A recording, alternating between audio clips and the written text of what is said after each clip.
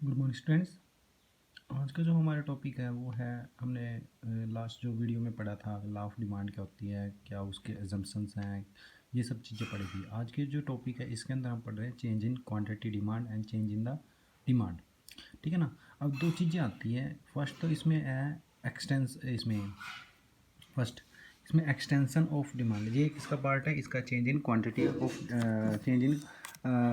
Of demand में। अब इसमें क्या है, एक्सटेंशन ऑफ डिमांड क्या आती है, other things being equal when the fall in on the price of commodity quantity demand commodity price is called the extension of demand। इसमें इसका मतलब क्या आता है, अन्य बात समान रहने पर किसी वस्तु की अपनी कीमत में कमी के फलस्वरूप उसकी मांग की अधिक हो जाती है, उसे मांग का विस्तार कहते हैं। यानी कि वस्तु की कीमत में कमी होने पर एक्सटेंशन ऑफ डिमांड यानी कि मांग का विस्तार की बात कर रहे हैं। देखो ये दो पॉइंट हैं इसके। फिर फर्स्ट तो है एक्सटेंशन और दूसरा क्या है, कॉन्ट्रैक्शन। यानी कि एक वस्तु है, कोई चीज़ लगा लो, कुछ भी लगा लो, सैनिटाइज़र की बात करें तो इसकी लगा लो आप, कि किसी वस्तु की अपनी कीमत में कमी होने कीमत में यानी प्राइस अगर कम हो गया तो उसकी डिमांड क्या हो जाती है, अधिक हो जाती है। मतलब और चीज़ें नहीं है, उसी की बात कर रहे हैं हम। ठीक है ना। इसमें देखो ऐसे, देखो पहले किस चीज़ का प्राइस था 5, ठीक है ना, तो मांग कितनी थी 1। जब उसका प्राइस घट के 1 आ गया तो आप क्वांटिटी कितना खरीदना शुरू कर दिया आपने, 5। तो वही बात बता रहा है कि अगर आपका प्राइस घट जाता है तो डिमांड ऑटोमेटिकली क्या हो जाती है, बढ़ जाती है। इसको बोला जाता है एक्सटेंशन ऑफ डिमांड, यानी कि आप क्वांटिटी ज़्यादा खरीदना शुरू कर देते हो। छोटा सा एग्जांपल है, जैसे कि एप्पल है, एप्पल आप 1 kg खरीदते थे, उसका प्राइस था मान के चलो 50 पर kg। ठीक है ना। अगर उसका प्राइस घट जाता है तो जाहिर सी बात है आप उस चीज़ को क्या कर देते हो, वहाँ पे ज़्यादा क्वांटिटी खरीदना शुरू करते हैं। अगर 10 रुपये की किलो जाए सेब, तो आप क्या है, वहाँ पे जहाँ पे 1 किलो खरीदते थे उसकी जगह क्या है, आप 3-4 किलो खरीदना शुरू कर देते हो। ठीक है ना। तो यही चीज़ बोल रहे हैं। देखो यहाँ पे एक्सटेंशन ऑफ डिमांड का ये डायग्राम है। तो इसके अंदर देखो ये यहाँ पे प्राइस दिए हुए है, अगर यहाँ पे 5 रुपये प्राइस है तो डिमांड क्वांटिटी कितनी खरीदोगे आप, 1। अगर यहाँ पे प्राइस 1 हो जाता है तो क्वांटिटी क्या हो जाती है, 5। तो यहाँ पे देखो ये डाउनवर्ड की तरफ आ रहा है, एक्सटेंशन ऑफ डिमांड इसको बढ़ना कहती है। ठीक है ना, क्लियर है। दूसरा सिमिलर, ये क्लियर है ना। उसके बाद है contraction of demand. Contraction demand में क्या है, ये सिमिलर इसका अपोजिट है। यानी कि अगर प्राइस आपकी वस्तु की कीमत क्या है, कम है, तो डिमांड क्या है, ज़्यादा है, क्वांटिटी आप ज़्यादा खरीदोगे। अगर आपकी वहाँ पे प्राइस क्या हो जाता है, बढ़ जाता है, तो क्वांटिटी क्या कर देते हो आप, कम कर देते हो। तो सिमिलर है यहीं पे। इसमें देखो यहाँ पे प्राइस अगर 5 था तो क्वांटिटी 1 थी।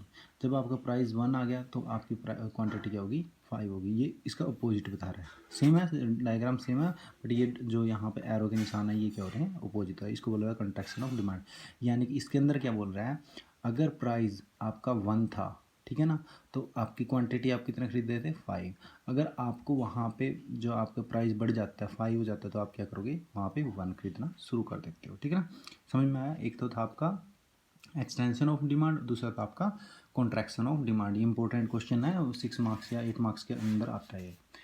उसके बाद आपका देखो increase in demand and decrease in demand, वो था एक्सटेंशन और दूसरा कंट्रैक्शन।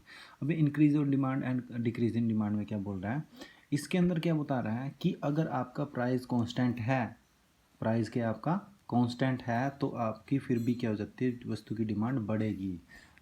प्राइस में कोई चेंज नहीं हुआ है। इसमें देखो increase only in demand, demand में सिर्फ इंक्रीज हो रहा है आपकी।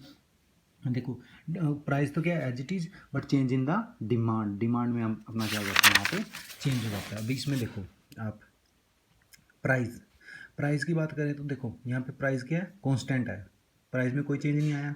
ठीक है ना। इंक्रीज इन डिमांड में कह रहा है प्राइस में कोई चेंज नहीं आया, बट यहाँ पे पहले आप 10 खरीदते थे, फिर 20 हुए, 30 हुए।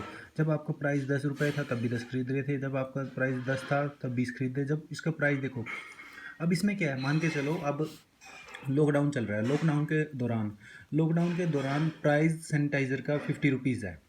ठीक है ना, 50 रुपीज़ है। आपने क्या कर दिया, वहाँ पे प्राइस तो एज इट इज़ है, बट टाइम को ध्यान में रखते हो तो आप इसको क्या कर देते हो, वहाँ पे क्वांटिटी ज़्यादा खरीदना शुरू कर देते हो। जहाँ पे आपको दाल चावल और चीनी वगैरह ये लेते थे, आप ये चीज़ें लेते थे, मान के चलो दाल आपने 1 kg पर लेते थे घर के लिए, पर लॉकडाउन के कारण आप क्या करने लगे, प्राइस तो एज इट इज़ है, बट आपने क्या कर दी, क्वांटिटी वहाँ पे इंक्रीज़ कर दी। क्यों कर दी, टाइम को देखते हुए। ठीक है ना। ये सब चीज़ें इसके अंदर आती है। इसके अंदर बहुत सारी चीज़ें आ जाती हैं। यहाँ पे क्या हो जाती है, कई बार इस पर इसका क्यों होता है ये, कई बार क्या होता है जब कंज्यूमर की इनकम भी बढ़ जाती है तब भी ऐसा हो सकता है, यानी कि प्राइस तो वही है, क्वांटिटी ज़्यादा खरीदना शुरू कर देते हो। जब तब ऐसा भी हो सकता है कि बाई चांस कोई कंपटीटर है उसके प्राइस इंक्रीज़ हो जाते हैं, तब भी आप क्या कर देते हो, ज़्यादा क्वांटिटी में ये चीज़ें खरीदना शुरू कर देते हो। ठीक है ना।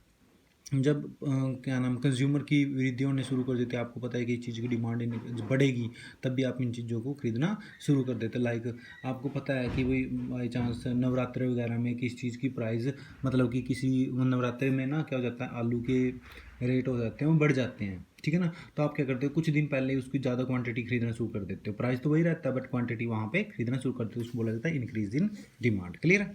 उसके बाद होता है यहाँ पे decrease in demand. Decrease in demand में से इसका अपोजिट है, प्राइस एज इट इज है बट क्वांटिटी में क्या हो जाता है, वहाँ पे चेंज हो जाता है, क्वांटिटी क्या हो जाती है आपकी, चेंज हो जाती है। अब यहाँ पे देखो सेम है। यहाँ पे क्या हो जाता है कि आप पहले खरीदते थे 30, यानी कि कोई 10 रुपये की चीज़ थी, 10 रुपये में 30 आती थी, उसके बदले क्या कितने खरीदना शुरू कर दिया आपने, 20। अब ये क्यों खरीदना शुरू कर दिया, पहले आप 10 रुपये की मान के चलो 10 रुपये में 30 चीज़ आती थी, तो आपने क्या कर दिया, इनकम आपकी घट गई। इनकम घटने से आप क्या करना शुरू कर दिया आपने, कम। अब देखिए लॉकडाउन में आपको पता है कि इनकम की प्रॉब्लम हो रही है, इनकम की प्रॉब्लम हो रही है, तो आपने क्या कर दिया, चीज़ों की कीमत तो सही वही है बट आप वो वहाँ पे जो आपकी यूटिलाइजेशन थी वो क्या कर दी, वहाँ पे कम कर दी। यानी कि आपको पता है कि अगर आप थोड़ा खाओगे या फिर आप सेविंग करोगे तो ये चीज़ें ऑटोमेटिकली ठीक रहेंगी आपके लिए। ठीक है ना। और इसके अंदर क्या हो जाता है कि अगर आपको ऐसा भी हो सकता है कि कोई कंपटीटर है, आपको ये है कि कोई चीज़ सस्ती होने वाली है, तब भी आप इन चीज़ों को कम खरीदना शुरू कर देते हो। ठीक है ना। आगे इसमें है कि आपकी इनकम का इफेक्ट पड़ता है, ये सब चीज़ें इसके ऊपर इफेक्ट पड़ती हैं। ठीक है ना।